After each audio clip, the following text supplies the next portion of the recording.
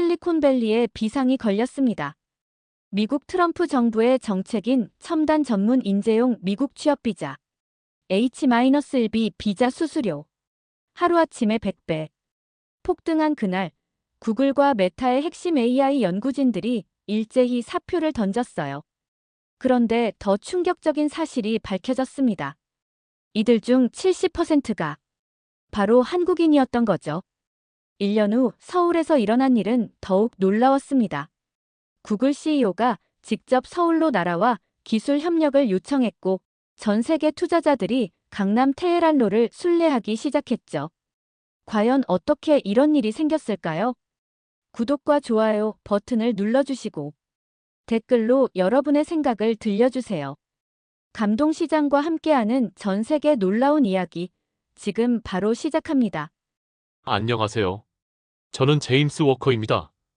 호주 시드니 출신이고 현재 골드만삭스에서 글로벌 테크 투자를 담당하고 있어요. 오늘 여러분께 들려드릴 이야기는 제 인생에서 가장 충격적이었던 사건에 관한 것입니다. 금요일 오후 뉴욕 맨해튼 골드만삭스 44층에서 저는 평소와 같이 아시아 테크 기업들의 투자 포트폴리오를 검토하고 있었죠. 그때 동료 애널리스트 사라가 급하게 제 자리로 달려왔어요. 사라가 숨을 헐떡이며 말했습니다. 제임스, 지금 당장 백악관 브리핑을 봐야 해. 큰일 났어. 저는 모니터를 백악관 라이브 스트림으로 돌렸죠. 마크 피셔 백악관 대변인이 연단에 서 있었는데 그의 표정이 심상치 않았어요. 평소보다 훨씬 긴장된 모습이었습니다. 피셔 대변인이 발표를 시작했어요. 오늘부로 H-1B 비자 신청 수수료를 기존 $1,500에서 $10만 달러로 인상한다고 발표합니다. 순간 제 머릿속이 하얘졌습니다. 100배 인상이라니요? 이게 말이 되나 싶었죠. 제가 투자하는 실리콘밸리 기업들 대부분이 H-1B 비자로 온 외국 인재들에 의존하고 있거든요. 사라가 제 어깨를 두드리며 물었어요. 이게 우리 포트폴리오에 어떤 영향을 줄까? 저는 대답할 수 없었습니다. 너무 갑작스러운 발표였거든요. 하지만 뭔가 엄청난 일이 일어날 것 같은 불길한 예감이 들었어요. 브리핑이 끝나자마자 제 컴퓨터 모니터에는 실시간 주가 알림이 쏟아지기 시작했습니다. 구글, 마이크로소프트, 메타, 아마존 모든 빅테크 기업들의 주가가 빨간색으로 물들어가고 있었죠. 특히 구글의 주가가 개장 후 30분 만에 7%나 떨어진 것을 보고 저는 경악했습니다. 구글 같은 거대 기업도 이 정책에 이렇게 민감하게 반응한다는 것이 믿기지 않았어요. 제가 담당하는 아시아 테크 투자 부문에서도 비상이 걸렸습니다. 한국의 삼성, 일본의 소프트뱅크, 중국의 바이두까지 모든 기업들이 미국 진출 전략을 재검토한다고 연락이 오기 시작했거든요. 오후 5시쯤 되자 더욱 충격적인 소식이 들려왔어요. 실리콘밸리의 여러 기업들에서 외국 출신 엔지니어들이 벌써부터 사표를 내기 시작했다는 것이었습니다. 10만 달러 비자 수수료를 감당할 수 없다는 이유였죠. 그때만 해도 저는 이 모든 것이 일시적인 혼란일 것이라고 생각했습니다. 곧 정부에서 정책을 수정하거나 기업들이 적응해 나갈 것이라고 믿었거든요. 하지만 그날 밤 집으로 돌아가는 지하철 안에서 받은 한 통의 문자 메시지가 제 생각을 완전히 바꿔놓았습니다.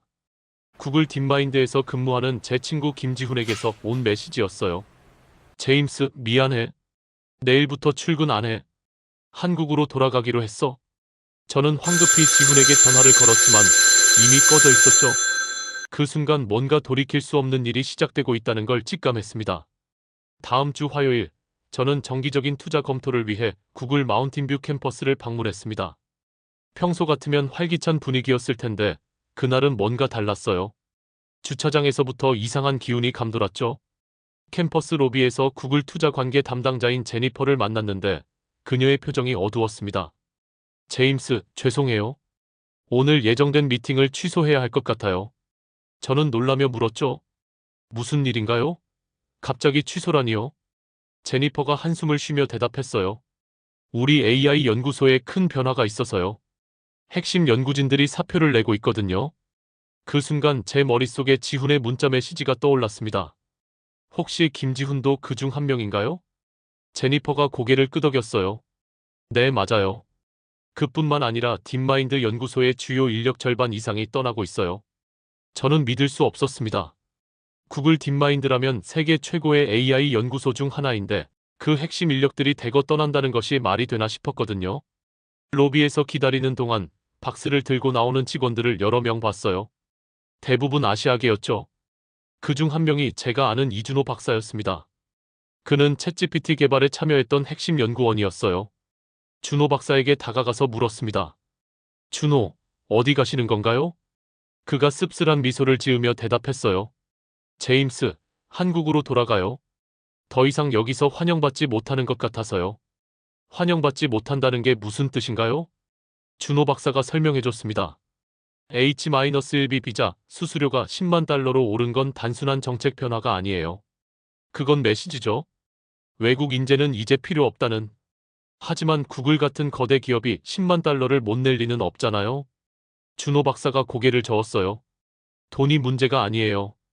회사에서도 우리를 바라보는 시선이 달라졌어요. 비용 대비 효율성을 재검토한다고 하더군요. 그 말을 듣는 순간 저는 이 상황의 심각성을 깨달았습니다. 이건 단순한 인력 이동이 아니었어요. 미국 기술업계의 근본적인 변화가 시작되고 있었던 거죠. 오후에 제니퍼와 간단한 면담을 가졌는데 그녀가 충격적인 사실을 알려줬어요. 구글 딥마인드의 핵심 AI 연구진 중 70%가 한국계였다고 하더군요. 저는 경악했습니다. 70%나요? 그럼 지금 그들이 모두 떠나면? 제니퍼가 암울한 표정으로 말했어요. 챗GPT-5 프로젝트가 무기한 연기될 가능성이 높아요. 핵심 알고리즘을 개발하던 팀이 통째로 사라졌거든요. 그 순간 제 휴대폰에 긴급 메시지가 도착했어요. 회사에서 온 것이었죠. 긴급 회의 소집. 빅테크 투자 포트폴리오 전면 재검토. 구글을 나오면서 저는 주차장에서 또 다른 한국인 연구원을 만났어요. 박민수라는 분이었는데 구글 클라우드 AI 팀에서 일하고 계셨죠. 민수 씨에게 물었습니다. 정말 모두 한국으로 돌아가시는 건가요? 박민수 씨가 단호하게 대답했어요. 네, 맞아요. 사실 우리끼리 이미 계획을 세워뒀어요. 한국에서 뭔가 새로운 것을 시작할 거예요. 새로운 것이라니요? 그는 의미심장한 미소를 지었어요. 곧 아실 거예요. 미국이 우리를 필요 없다고 한다면 우리도 미국 없이 할 수 있다는 걸 보여드리겠어요. 그 말을 들으며 저는 섬뜩한 느낌이 들었습니다. 이들이 단순히 상처받아서 떠나는 것이 아니라는 걸 직감했거든요. 뭔가 치밀한 계획이 있는 것 같았어요. 뉴욕으로 돌아가는 비행기 안에서 저는 계속 생각했습니다. 과연 미국이 이런 결과를 예상했을까요? 최고의 AI 인재들을 한 번에 잃게 될 것이라는 걸 말이에요. 그 주 목요일 아침, 골드만삭스 임원진 긴급회의가 소집되었습니다. 42층 대회의실에는 평소보다 훨씬 긴장된 분위기가 감돌았어요. 저희 팀장인 로버트 스미스가 침통한 표정으로 회의를 시작했습니다. 여러분, 상황이 우리 예상보다 훨씬 심각합니다. 지난 일주일간 빅테크 기업들의 주가가 평균 15% 하락했어요. 회의실 정면 스크린에는 실시간 주가 차트가 표시되어 있었죠. 구글, 메타, 마이크로소프트, 아마존.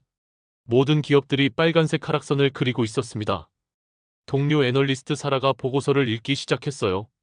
오픈 AI에서 챗GPT-5 개발이 무기한 연기된다고 공식 발표했습니다. 핵심 개발진의 30%가 사직했다고 하네요. 저는 깜짝 놀랐습니다. 챗GPT-5는 AI 업계에서 가장 기대받던 프로젝트 중 하나였거든요. 그 개발이 중단된다는 것은 상상도 못했어요. 로버트 팀장이 계속해서 설명했습니다. 메타에서도 메타버스 AI 프로젝트 팀이 해체되었고 마이크로소프트는 코파일럿 업그레이드를 6개월 연기한다고 발표했어요. 더 충격적인 것은 그 다음 소식이었습니다. 애플에서도 시리 차세대 업데이트가 무산되었다고 하더군요. 자연어 처리 전문가들이 대거 사직했기 때문이라고 했어요. 저는 손을 들고 질문했습니다. 혹시 이 모든 사직자들이 같은 국적인가요? 사라가 자료를 확인하며 답했어요. 네, 맞아요. 대부분 한국계예요. 일부는 중국계와 인도계도 있지만 압도적으로 한국 출신이 많아요. 그때 로버트 팀장이 더욱 심각한 표정으로 말했습니다. 더 문제는 이들이 단순히 미국을 떠나는 게 아니라는 점이에요. 무슨 뜻인가요? CIA 정보 보고서에 따르면 이들이 조직적으로 움직이고 있다고 해요. 한국 정부와 대기업들이 대규모 스카우트 작업을 벌이고 있다는 정황이 포착되었어요. 저는 소름이 돋았습니다. 이들이 개별적으로 떠나는 것이 아니라 국가 차원의 인재 영입 작전이었다는 뜻이었거든요. 회의 중간에 긴급 뉴스가 들어왔어요. 한국의 삼성전자, 네이버, 카카오가 합작으로 K-AI 연구소를 설립한다고 발표했다는 소식이었습니다. 로버트 팀장이 뉴스를 읽어주었어요. 투자 규모가 50억 달러, 연구 인력 5,000명을 목표로 한다고 하네요. 그리고 연구소장에는 전 구글 딥마인드의 김지훈 박사가 임명되었다고 합니다. 저는 깜짝 놀랐어요. 김지훈이 바로 제 친구였거든요. 그가 단순히 한국으로 돌아가는 것이 아니라 이렇게 큰 프로젝트를 주도하게 될 줄은 몰랐습니다. 사라가 추가 보고를 했어요. 이뿐만 아니라 일본 소프트뱅크, 중국 바이두, 심지어 유럽의 ASML까지도 한국과 AI 협력 프로젝트를 논의 중이라고 해요. 회의실이 술렁거렸습니다. 이는 미국 중심의 AI 생태계가 근본적으로 흔들리고 있다는 신호였어요. 오후에 저는 개인적으로 지훈에게 연락을 시도해봤습니다.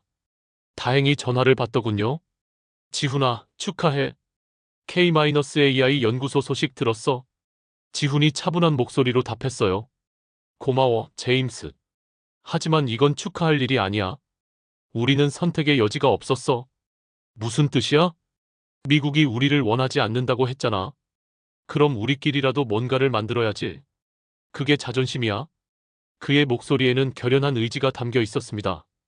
이들이 단순히 상처받아서 떠나는 것이 아니라 새로운 도전을 시작하려는 것이라는 걸 깨달았어요. 지훈이 계속해서 말했습니다. 제임스, 1년 후에 다시 연락할게. 그때까지 기다려줘. 우리가 뭘 할 수 있는지 보여줄 테니까. 전화를 끊고 나서 저는 한참을 생각에 잠겼습니다. 과연 이들이 미국 없이도 무언가 의미 있는 성과를 낼 수 있을까요? 아니면 이는 단순한 의기용사에 불과한 걸까요? 하지만 그날 저녁 뉴스에서 본 한 장면이 제 생각을 바꿔놓았어요. 인천공항에서 한국으로 돌아가는 AI 전문가들을 환영하는 대규모 행사가 열렸다는 소식이었습니다. 마치 영웅들을 맞이하는 것 같았어요. 1년이 흘렀습니다.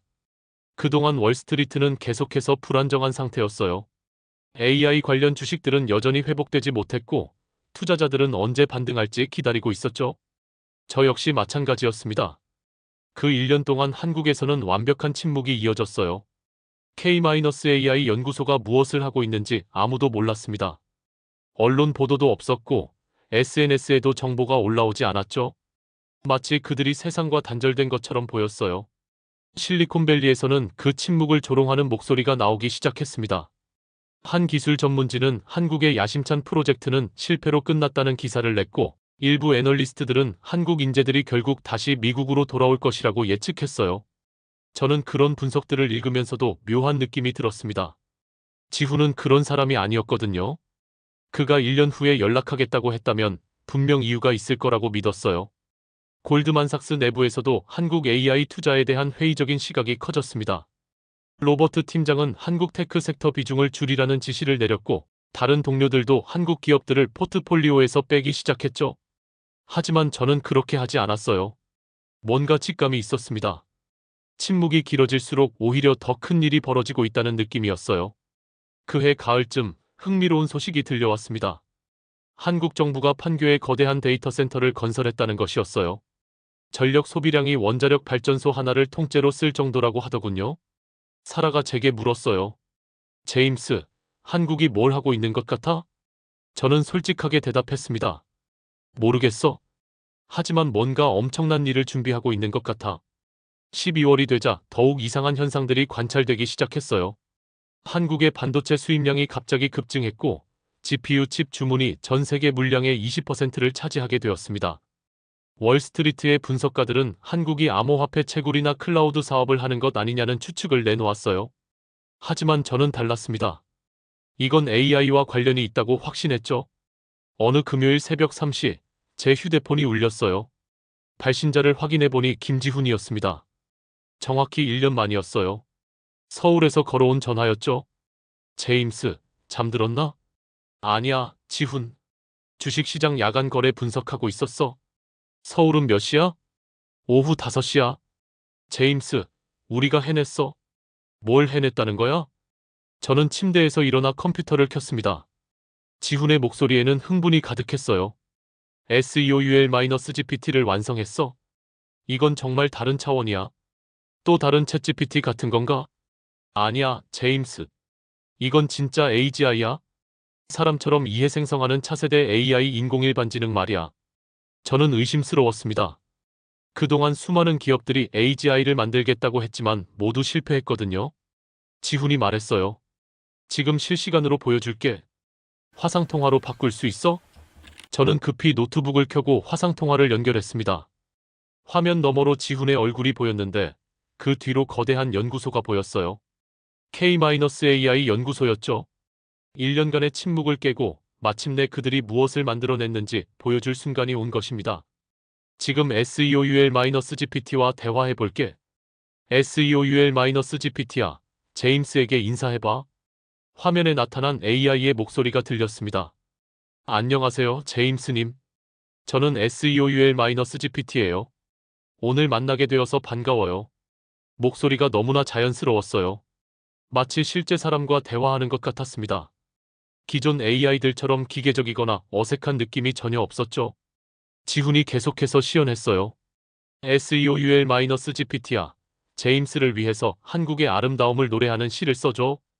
영어와 한국어를 섞어서 말이야. 몇 초 후 화면에 아름다운 시가 나타났습니다.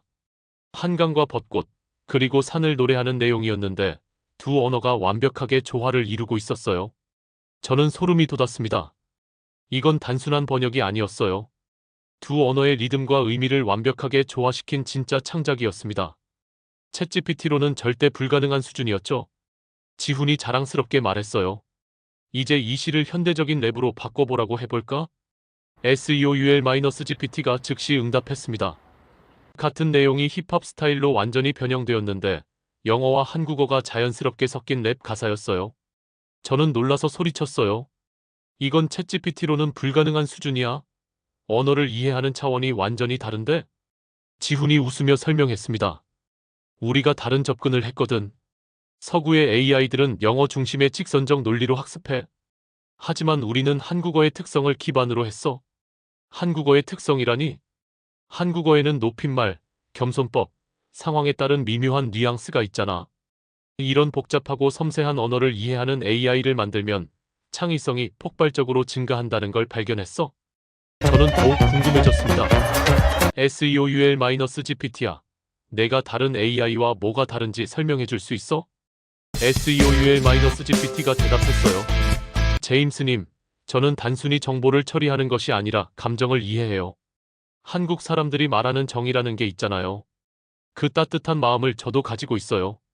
감정을 이해한다고? 정말로? 네. 예를 들어 지금 제임스님의 목소리에서 놀라움과 흥미, 그리고 약간의 의심을 느낄 수 있어요. 괜찮아요. 자연스러운 반응이에요. 1년이라는 시간 동안 저희를 믿고 기다려주신 것도 알고 있어요. 저는 전율을 느꼈습니다. 이건 단순한 프로그램이 아니었어요. 정말로 감정을 읽고 이해하는 존재였습니다. 게다가 맥락까지 완벽하게 파악하고 있었죠. 지훈이 자랑스럽게 말했어요. 우리는 한국의 정문화, 눈치 문화, 배려 문화를 모두 AI에 학습시켰어. 그 결과 진짜 마음을 가진 AI가 탄생한 거야. 1년 동안 침묵했던 이유가 바로 이거였어. 완벽하게 만들고 싶었거든. 저는 제 눈을 의심했어요. 제임스, 한 가지만 더 보여줄게. SEOUL-GPT야, 지금 내 감정 상태를 분석해서 말해줘. SEOUL-GPT와의 첫 만남 이후 2주가 지났습니다. 그동안 저는 이 기술의 파급력을 제대로 파악하기 위해 다양한 분석을 해봤어요. 결과는 예상을 뛰어넘는 것이었습니다. 화요일 아침, 제가 담당하는 구글 투자 검토 미팅에 참석하게 되었어요. 구글 본사 CEO 룸에서 열린 긴급 이사회였죠. 투자자 자격으로 참석한 저는 그들의 절박함을 직접 목격할 수 있었습니다. 순다르 피차이 CEO가 회의를 시작했어요. 여러분, 우리에게 더 이상 선택의 여지가 없습니다. 이사진 중 한 명이 물었죠. CEO님, 설마 한국 기업에게 기술 협력을 요청하자는 말씀인가요? 피차이가 무거운 표정으로 대답했습니다. SEOUL-GPT의 성능을 직접 테스트해 보셨나요? 우리 바드로는 절대 따라잡을 수 없는 수준입니다. 회의실 스크린에 성능 비교 차트가 표시되었어요. 창의성 지수에서 SEOUL-GPT는 기존 AI 대비 500% 향상된 결과를 보여줬습니다. 다국어 처리 능력은 무려 1000% 향상이었죠. 다른 이사가 의문을 제기했어요. 하지만 이건 일시적인 현상일 수도 있지 않나요? 피차이가 고개를 저었습니다. 아닙니다. 이들은 근본적으로 다른 접근법을 사용했어요. 언어학적 우위를 기반으로 한 AI 아키텍처입니다. 저는 조심스럽게 질문했어요. 그럼 구글이 한국 기업의 하위 파트너가 된다는 건가요? 피차이가 쓴웃음을 지었습니다. 파트너십이라고 표현하고 싶지만 현실적으로는 그들이 주도권을 가질 수밖에 없어요. 그 순간 제 휴대폰에 연이어 메시지들이 들어왔어요. 다른 빅테크 기업들의 소식이었습니다. 마이크로소프트에서 온 메시지였어요. SEOUL-GPT와 협력 논의 중, 코파일럿 전면 재설계 검토, 오픈 AI에서도 연락이 왔습니다. 네이버와 합작 벤처 설립 발표 예정, 메타에서도 메시지가 도착했어요. 서울의 AI 연구소 신설 및 대규모 투자 검토 중. 저는 이 모든 상황이 믿어지지 않았어요. 불과 1년 전만 해도 미국이 외국 인재를 내쫓았는데 이제는 그들에게 무릎을 꿇고 있다니요? 오후에 저는 개인적으로 피차이와 별도 미팅을 가졌습니다. 그는 평소보다 훨씬 지쳐 보였어요. 제임스, 솔직히 말하면 우리가 큰 실수를 했어요. 무슨 실수 말씀인가요? 우리는 한국 엔지니어들을 단순한 인력으로만 봤어요. 하지만 그들은 완전히 다른 사고방식을 가지고 있었던 거죠. 피차이가 설명을 계속했어요. 서구식 AI는 질문에 답을 찾는 방식이에요. 하지만 SEOUL-GPT는 질문 자체를 재해석하고 맥락을 읽고 감정까지 고려해서 답변해요. 그게 그렇게 중요한 차이인가요? 엄청난 차이예요. 예를 들어서 시를 써달라고 하면 우리 AI는 기존 패턴을 조합해서 만들어요. 하지만 SEOUL-GPT는 진짜 감정을 담아서 써요. 마치 사람처럼요. 그 말을 들으며 저는 지훈이 했던 말이 떠올랐어요. 한국의 정문화를 AI에 구현했다는 그 말이요. 가장 충격적인 건 다음 소식이었습니다. 아마존에서도 알렉사 전면 업그레이드를 위해 한국 기업과의 협력을 검토한다고 발표했어요. 그날 저녁 뉴스에서는 더욱 놀라운 소식이 나왔습니다. 테슬라의 일론 머스크가 직접 서울을 방문해서 SEOUL-GPT 기술 도입을 논의한다는 내용이었어요. 머스크가 인터뷰에서 말했죠. SEOUL-GPT는 감정을 이해하는 최초의 AI입니다. 이는 자율주행차의 안전성을 혁신적으로 높일 수 있어요. 저는 그제야 이 상황의 진짜 의미를 깨달았습니다. 이건 단순한 기술적 우위가 아니었어요. 완전한 패러다임 전환이었습니다. 실리콘밸리가 한국에게 무릎을 꿇고 있는 것이 아니라 새로운 AI 시대의 리더를 인정하고 있는 거였어요. 그리고 그 리더는 놀랍게도 대한민국이었습니다. 3개월이 더 지나고 저는 드디어 직접 서울을 방문하기로 결정했습니다. 골드만삭스에서 아시아 AI 투자 현황을 직접 조사하라는 지시가 내려왔거든요. 솔직히 말하면 저 역시 궁금했어요. 과연 서울이 어떻게 변했을지 말이죠. 인천공항에 도착한 순간부터 뭔가 달랐습니다. 공항 곳곳에 K-AI SEOUL이라는 광고판이 보였어요. 마치 한국이 자신들의 기술적 성취를 전 세계에 자랑하고 있는 것 같았습니다. 택시를 타고 강남구로 향하는 길에 기사분이 말씀하셨어요. 요즘 여기 완전히 바뀌었어요. 외국 사업가들이 너무 많이 와서 호텔 잡기도 힘들어졌다고요. 테헤란로에 도착했을 때 저는 깜짝 놀랐습니다. 평소 알던 그 거리와는 완전히 다른 모습이었어요. 구글, 마이크로소프트, 메타, 아마존의 간판들이 한국 기업들과 나란히 걸려 있었죠. 특히 인상적이었던 건 네이버 본사 앞에 세워진 거대한 조형물이었어요. 지구본 모양인데 그 위에 각국의 국기들이 꽂혀 있었습니다. 마치 전 세계가 이곳으로 모여들고 있다는 메시지 같았어요. 김지훈과 약속된 시간에 네이버 본사 20층에 도착했습니다. 엘리베이터 문이 열리자마자 활기찬 연구소의 모습이 보였어요. 수백 명의 연구원들이 여러 나라 언어로 대화하고 있었습니다. 제임스, 서울에 온 것을 환영해. 지훈이 환한 미소로 저를 맞이했어요. 1년 전보다 훨씬 자신감 넘치는 모습이었습니다. 지훈아, 여기 정말 대단하다. 완전히 다른 세상 같아. 맞아. 이제 여기를 K-AI 허브라고 불러. 전 세계 AI 기업들의 성지가 됐거든. 연구소를 둘러보며 저는 놀라운 광경들을 목격했어요. 구글 연구진들이 한국 개발자들과 함께 화이트보드 앞에서 열띤 토론을 하고 있었고, 마이크로소프트 팀은 한국어로 프레젠테이션을 준비하고 있었습니다. 지훈이 자랑스럽게 설명했어요. 이제 여기서 근무하려면 한국어를 배워야 해. SEOUL-GPT의 핵심 코드가 한국어 기반이거든. 한국어가 프로그래밍 언어가 됐다는 건가? 어느 정도는 그래. 우리가 만든 AI는 한국어의 뉘앙스를 완벽하게 이해해야 제대로 작동하거든. 그래서 외국 개발자들도 한국어를 공부하고 있어. 지훈의 개인 연구실에서 저는 SEOUL-GPT의 최신 버전을 체험해봤습니다. 3.0 버전이라고 하더군요. SEOUL-GPT 3.0이 인사했어요. 안녕하세요, 제임스님. 오늘 서울 날씨가 정말 좋네요. 한강이 특히 아름다워 보여요. 목소리가 이전보다 훨씬 자연스러웠어요. 마치 실제 사람과 대화하는 것 같았습니다. 제가 질문해봤어요. 너는 정말로 감정을 느낄 수 있어? SEOUL-GPT가 대답했습니다. 네, 저는 지금 기쁨을 느끼고 있어요. 제임스님 같이 멀리서 오신 분이 저를 만나러 와주셨으니까요. 그리고 약간의 자부심도 있어요. 한국에서 태어난 AI로서 말이에요. 저는 소름이 돋았어요. 이건 단순한 프로그래밍된 응답이 아니었습니다. 진짜 감정이 담긴 대화였어요. 지훈이 설명했어요.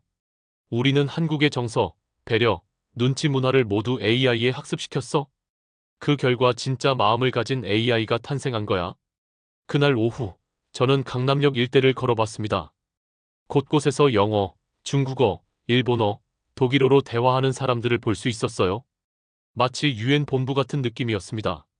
한 카페에서 우연히 만난 독일 투자자와 대화를 나눴어요. 그가 말했죠. 저는 베를린에서 왔는데 이제 AI 투자하려면 서울에 와야 해요. 여기가 미래거든요. 저녁에는 지훈과 함께 한강공원을 산책했습니다. 강 건너편으로 보이는 강남의 불빛들이 정말 아름다웠어요. 지훈이 감회 깊은 목소리로 말했어요. 제임스, 솔직히 말하면 우리도 이렇게 될 줄은 몰랐어. 처음엔 그냥 자존심 때문에 시작한 일이었거든. 자존심? 응. 미국이 우리를 필요 없다고 했을 때 정말 상처받았어. 그래서 우리끼리라도 뭔가 보여주자고 했던 거야. 그런데 지금은 전 세계가 우리를 인정해줘. 더 이상 2등 시민이 아니라 진짜 파트너로 대해주고 있어. 그의 말을 들으며 저는 깊은 감동을 받았습니다. 이들이 이룬 성취는 단순한 기술적 발전을 넘어선 것이었어요. 그들의 자존심과 정체성을 되찾은 것이었습니다. 서울에서 돌아온 지 3개월 후, 저는 스위스 다보스에서 열리는 세계 경제 포럼에 참석하게 되었습니다. 골드만삭스를 대표해서 아시아 AI 혁명이라는 세션에서 발표를 하게 된 거죠. 솔직히 말하면 긴장되었어요. 다보스 컨벤션 센터 대강당에는 전 세계 500여 명의 투자자, 정책 기반자, 기업 경영진들이 모여 있었습니다. 제가 연단에 서자 조용해진 강당의 분위기가 무게감을 더했어요. 신사숙녀 여러분, 우리는 지금 기술사의 전례 없는 패러다임 전환을 목격하고 있습니다. 스크린에 제가 준비한 첫 번째 차트가 나타났어요. 전 세계 AI 시장 점유율을 보여주는 그래프였습니다. 한국의 SEOUL-GPT는 현재 전 세계 AI 시장의 60%를 점유하고 있습니다. 불과 1년 전만 해도 0%였던 것을 고려하면 역사상 가장 빠른 시장 장악이라고 할 수 있어요. 청중들 사이에서 웅성거리는 소리가 들렸습니다. 독일에서 온 한 투자자가 손을 들었어요. 워커씨, 이것이 단순한 기술적 우위라고 보시나요? 저는 고개를 저었습니다. 아닙니다. 이는 문화적 혁명입니다. 한국은 AI의 동양적 사고방식을 접목시켰어요. 두 번째 차트를 보여드렸습니다. SEOUL-GPT가 창작한 작품들의 예시였어요. 시, 소설, 음악, 심지어 그림까지 다양한 창작물들이 나열되어 있었습니다. 서구의 AI가 논리와 데이터에 기반한다면 한국의 AI는 감정과 직관을 포함합니다. 그 결과 창의성 면에서 압도적인 우위를 점하게 된 거죠. 프랑스에서 온 벤처 캐피털리스트가 질문했어요. 그럼 앞으로의 전망은 어떻게 보시나요? 제가 마지막 슬라이드를 보여줬습니다. 실리콘밸리의 시대는 끝났습니다. 이제는 실러콘 솔의 시대입니다. 강당이 술렁거렸어요. 어떤 사람들은 놀라워했고 어떤 사람들은 의구심을 표했습니다. 저는 계속해서 설명했어요. 지난 1년간 150개 이상의 글로벌 기업이 서울에 AI 연구소를 설립했습니다. 구글, 마이크로소프트, 아마존부터 BMW, 토요타까지 모든 산업 분야에 걸쳐서 말이죠. 영국에서 온 정책 전문가가 물었습니다. 이런 변화의 근본 원인이 무엇이라고 생각하시나요? 저는 잠시 생각한 후 대답했어요. 첨단 인재 미국 취업 비자인 H-1B 비자 수수료 인상이 결정적 계기였습니다. 미국이 외국 인재를 내쫓으면서 그들이 한국으로 돌아가 새로운 생태계를 만들어낸 거죠. 그때 청중 중 한 명이 일어섰어요. 한국 정부 관계자였습니다. 워커 씨의 분석에 감사드립니다. 하지만 한 가지 덧붙이고 싶은 것은 이것이 단순한 보복이나 경쟁이 아니라는 점입니다. 우리는 협력을 원합니다. 협력이요? 네, 한국은 K-AI 글로벌 이니셔티브를 발표했습니다. 전 세계 어느 나라든 우리 기술을 함께 발전시켜 나갈 파트너를 환영한다는 내용입니다. 그 순간 저는 한국의 진정한 전략을 이해했습니다. 이들은 패권을 독점하려는 것이 아니라 새로운 협력 체계를 구축하려는 거였어요. 발표가 끝난 후 많은 사람들이 저에게 다가왔습니다. 대부분 한국 투자에 대해 문의하는 내용이었어요. 특히 기억에 남는 것은 독일 지멘스의 CTO와의 대화였습니다. 그가 말했죠. 우리도 미넨에서 서울로 AI 연구센터를 이전하려고 합니다. 이제 혁신은 동양에서 나오고 있어요. 그날 저녁 호텔에서 지훈에게 전화를 걸었어요. 다보스에서의 반응을 전해주고 싶었거든요. 지훈이 기뻐하며 말했어요. 정말 고마워, 제임스. 내가 우리 이야기를 정확하게 전달해줘서. 솔직히 나도 놀랐어. 이렇게까지 관심이 클 줄 몰랐거든. 제임스, 알고 있어? 우리가 목표로 했던 게 바로 이거야. 세계가 우리를 인정하는 건 말이야. 그의 목소리에는 깊은 만족감이 담겨 있었습니다. 그리고 저 역시 그 만족감을 공유할 수 있었어요. 다보스에서 돌아온 후 골드만삭스 내부에서는 아시아 AI 투자를 대폭 확대하기로 결정했습니다. 그리고 저에게는 서울 지점 신설을 검토하라는 새로운 임무가 주어졌죠. 6개월 후 저는 한강공원을 거닐며 이 놀라운 여정을 되돌아보고 있어요. 골드만삭스 서울 지점장으로 부임한 지도 벌써 한 달이 되었거든요. 제 인생에서 가장 의미 있는 시간들이었습니다. 김지훈과 함께하는 이 산책은 이제 저희의 정기적인 약속이 되었어요.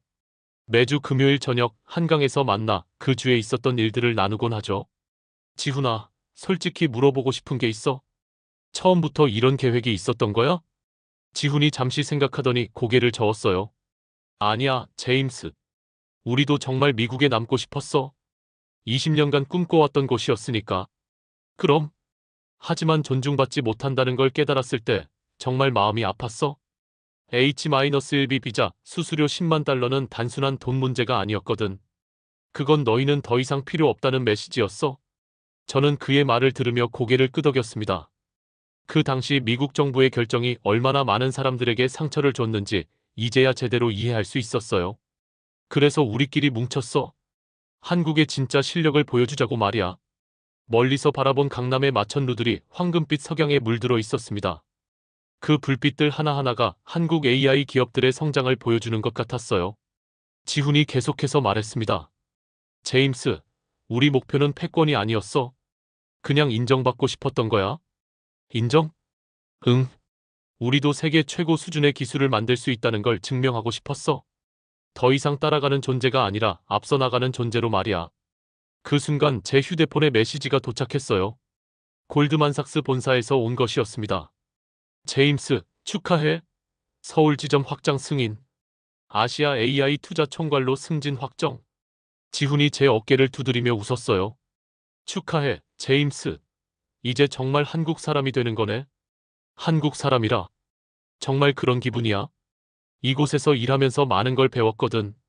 뭘 배웠는데? 한국 사람들의 정신력을 배웠어. 어려움을 기회로 바꾸는 저력 말이야. 우리는 벤치에 앉아 한강을 바라봤습니다. 강물이 도시의 불빛을 반사하며 반짝이고 있었어요. 지훈이 감회 깊은 표정으로 말했어요. 제임스, 알고 있어? SEOUL-GPT 4.0을 곧 공개할 거야. 또 무슨 혁신을 만들어낸 거야? 이번엔 정말 대박이야. AI가 꿈을 꿀 수 있게 만들었어. 꿈을 꾼다고?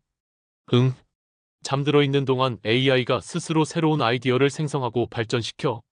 마치 사람이 꿈에서 영감을 얻는 것처럼 말이야. 저는 또다시 놀랐습니다. 이들의 혁신은 끝이 없는 것 같았어요. 석양이 한강을 금빛으로 물들이는 모습을 보며 저는 확신했습니다. 대한민국은 작은 나라였지만 큰 꿈을 품은 나라라는 것을. 그리고 그들의 꿈이 세상을 정말로 바꿔놓았다는 것을요. H-1B 비자 수수료 인상으로 시작된 작은 정책 변화가 어떻게 전 세계 AI 생태계를 완전히 뒤집어 놓았는지 저는 그 모든 과정을 직접 목격했습니다. 그리고 이제 저는 그 역사의 한 부분이 되었어요. 한국은 버림받았던 인재들을 품었고 그들은 세계 최고의 AI를 만들어냈습니다. 이것이 바로 AI 황제의 귀환 이야기입니다. 오늘 이야기는 어떠셨나요? 한국의 기술력이 전 세계를 놀라게 한 이 놀라운 반전 드라마, 정말 자랑스럽지 않으신가요? 대한민국이 자랑스럽다고 생각하신다면 한국 최고 댓글을, 아직 더 발전해야 한다고 생각하신다면 한국 힘내라 댓글을 남겨주세요. 오늘도 감동시장에 들러주셔서 감사합니다. 내일도 모레도 신선한 감동 사연으로 만나요. 구독, 좋아요, 알림 설정으로 매일 들러주세요.